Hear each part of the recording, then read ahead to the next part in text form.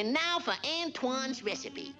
First, immerse the rabbit thoroughly in wine. Then pickle. Already I am the pickle. Shake well.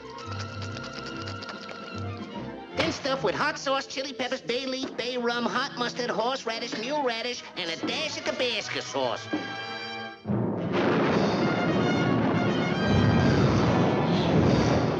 Next, we dip liberally in flour.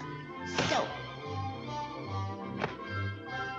And roll briskly with rolling pin. Knead gently but firmly.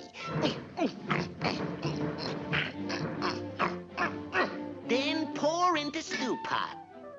Now add sliced parsnips, potatoes, asparagus, onions. Huh? Oh, okay. Skip the onions.